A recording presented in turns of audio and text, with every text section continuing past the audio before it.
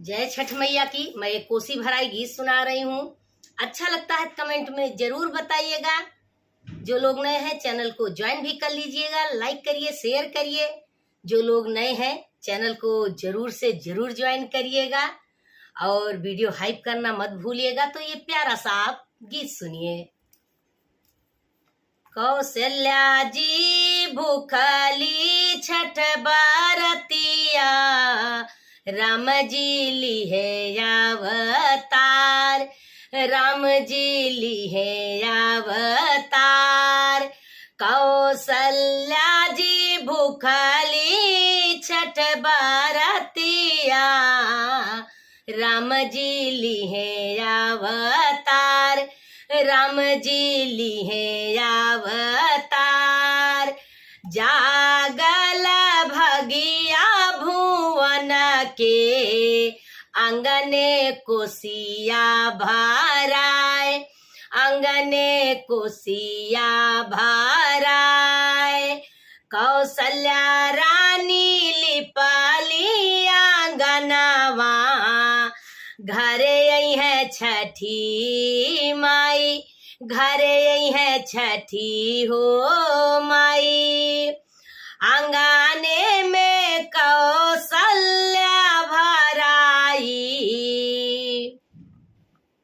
आंगने में कोसिया भराई।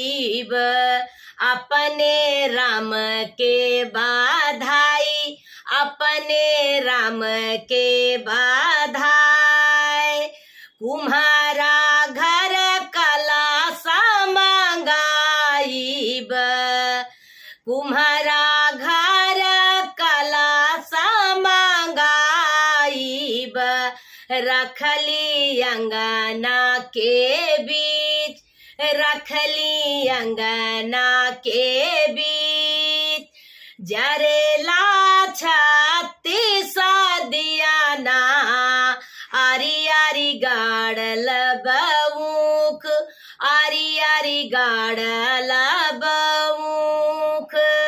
ठुमकत अइली छठी मैया, कौशल्या रानी धोवाई पाँव, कौशल्या रानी धोवाई पाँव।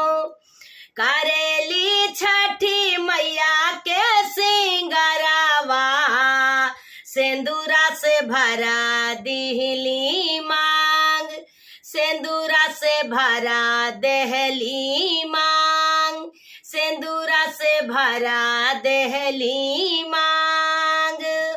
गोदिया में लिहले श्री राम के, पूजे छठी माई के पाँव, पूजे छठी माई के पाँव। जैसे के दिलो माई हम के लालनवा, सादा रखिया खयाल, सादा रखिया खयाल, सादा रखिया खयाल। तोहरे दिहल माई बलकवा, खेले अचरा हमार, खेले अचरा हमार, खेले अचरा हमार। हर संकटवा से बचैहा छठी मैया, जुग जुग जिए मोरे राम, जुग जुग जिए मोर राम। रखिया सलामत छठी मैया, कुशल रखे परिवार, कुशल रखिया परिवार। कौशल्या जी भूखली छठ बारतिया, राम जी लिहे अवतार, राम जी लिहे अवतार। जय छठी मैया की।